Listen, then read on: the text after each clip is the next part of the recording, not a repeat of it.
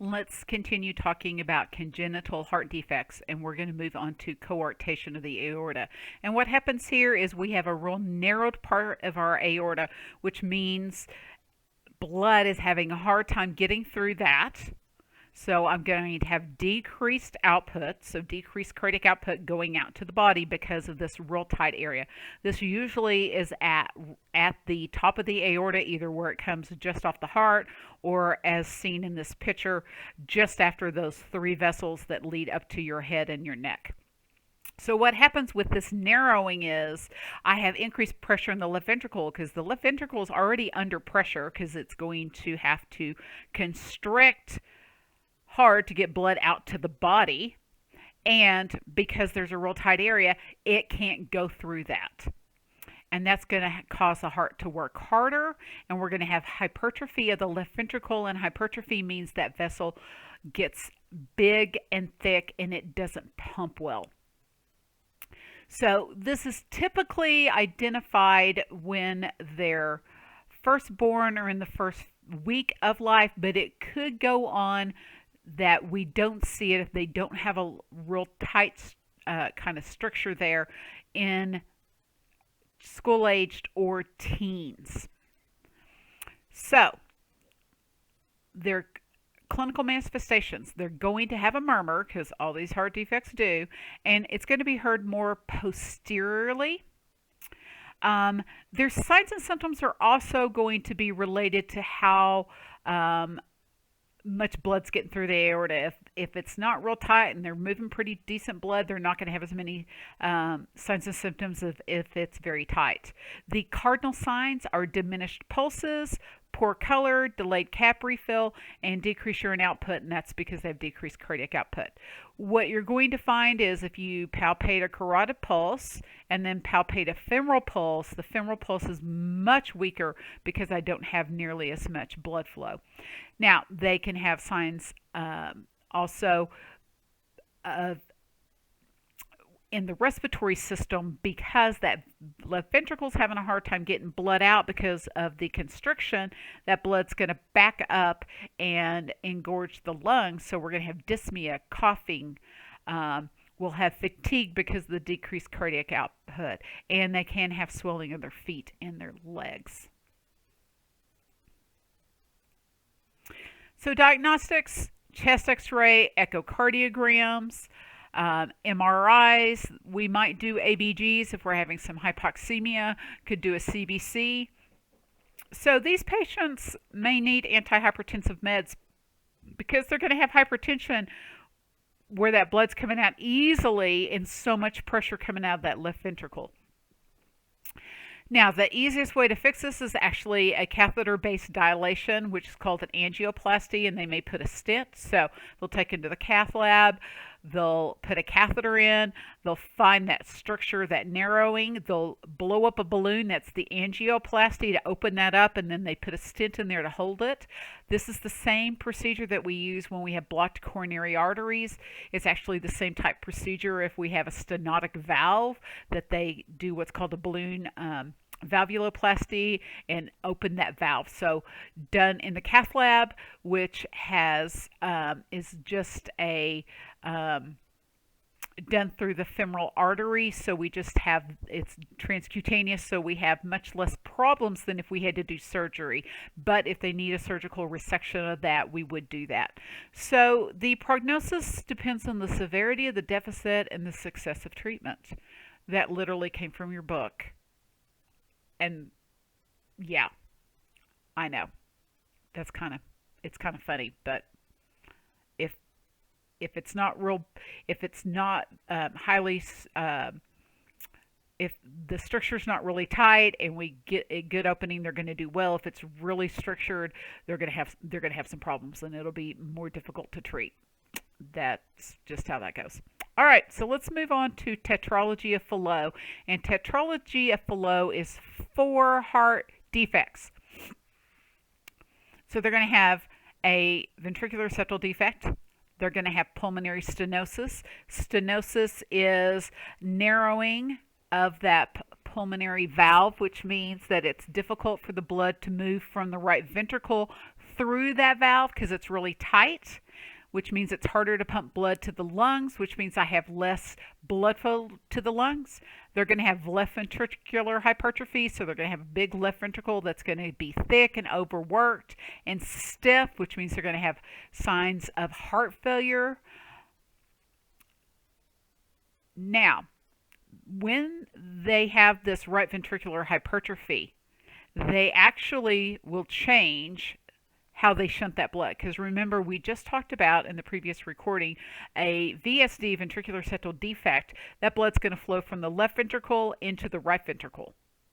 But when my right ventricle gets thick and has lots of pressure, plus I have a lot of blood over there, I'm going to have higher pressure on the right side, which means they're going to shunt blood from right to left,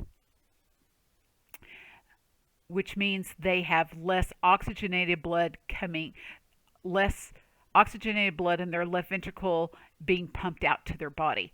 And then they also have overriding aorta, which means that aorta is in the wrong position. It's actually sitting right on top of that VSD, which means that as well leads to less blood flow less oxygenated blood coming out.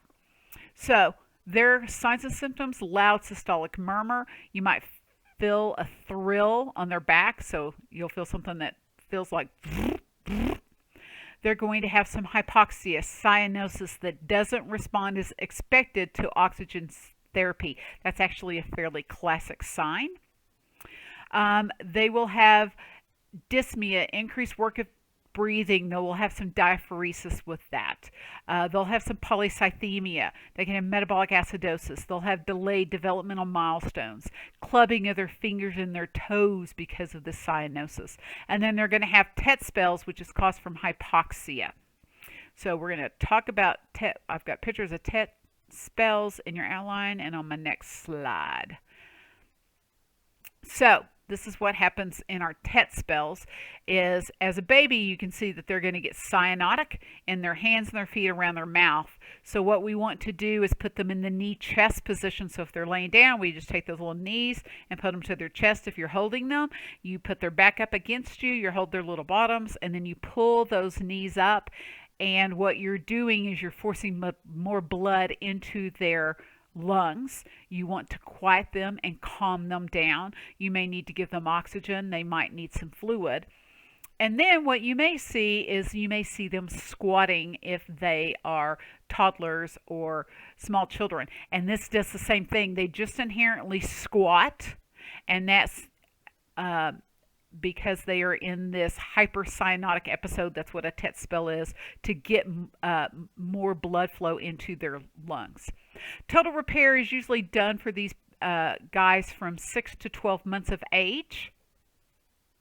And the prognosis is most of these guys survive till adulthood after corrective surgery.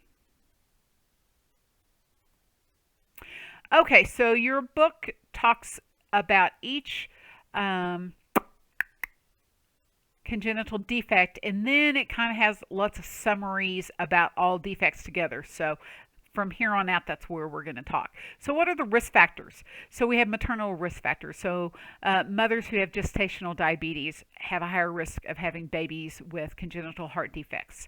If they've had rubella during pregnancy, they're at higher risk. Consumption of alcohol and cigarettes while pregnant. Some medications taken while pregnant. So this is why it's important for women to have good health care, good prenatal care, so that they know not to smoke and drink, that they know we know what medications that they're taking, that they're not taking medications that are inappropriate, that we're making sure that their immunizations are up to date. Some of these can be hereditary and associated with genetic conditions. So Down syndromes, those can lead to heart defects. If the mother has a heart defect, it would be wise to have genetic counseling to see if this is something that could be passed on. So pharmacology is really things like our beta blockers, so that we can slow their heart rate, improve improve contractility. We're going to give them oxygen. They may need fluid. If they're having signs of heart failure, they may need diuresis. For coarctation of the aorta, we might also give them other antihypertensives like something like an ACE inhibitor as well. Okay, so lifespan considerations. So for infants, these could be severe and life-threatening that we see in the postnatal period, or they may present with no symptoms. It may take some time. Survival really does depend on timing of diagnosis, severity, and treatment. So if they're really having life-threatening complications at birth, then their survival is certainly dependent on that. Your book does talk about somewhere in about 40% of all babies who die after birth are actually related to heart defects.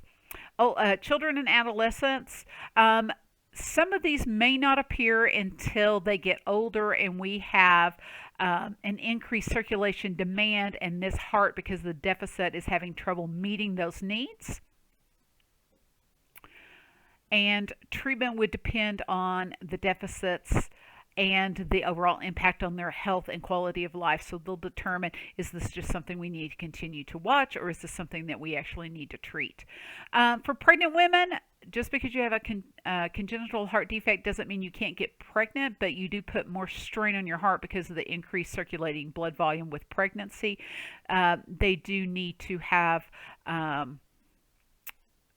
talk to their obstetricians before they get pregnant and see how they're going to do with pregnancy. With proper care, they can deliver babies and carry them to term. Your adults could have a return of symptoms, or they could have been somebody that we've treated just medically and now require repair. They do need to have follow-ups with their healthcare providers to watch them for developing any conditions that just occur as we are adults and certainly age. Older adults, we do need to consider the kind of treatments that they had. Infant surgeries weren't done until the 70s, so we could be dealing with somebody who really didn't have surgery and was just treated medically. It could be somebody who had just one surgery, and so we have to take that into consideration and how we're going to treat them. And it's important that we prevent coronary artery disease for these guys because they don't need any other problems with their heart. All right, so I put a little blurb in here about endocarditis because according to American Heart Association, all of these defects have a increased risk for endocarditis and may need prophylaxis for that. And usually this prophylaxis is done during either surgeries or dental procedures, even cleaning your teeth. That there's bacteria on your teeth that could get into your bloodstream and lead to endocarditis. So endocarditis are microorganisms, whether it's bacterial, viral, or fungus, that attach themselves to the inside of your heart or to your heart valves. This can occur from things like central lines that have gotten infected. It could occur from systemic infections in the blood, rheumatic fever, IV drug use. I've seen endocarditis in several patients with IV drug use. So signs and symptoms: infection, fever, positive blood culture, shaking, chills, night sweats, cough, weight loss, general malaise. So this can go on for some time, that they just don't feel well and it takes a while to kind of figure out what's wrong with them. Weakness, fatigue, headache, musculoskeletal complaints. For somebody who has not had a murmur, they may develop a new murmur, and they would have symptoms of heart failure because this heart is not working well. This valve is not closing well if it's on the valve. So risk factors: congenital heart defects, valve defects.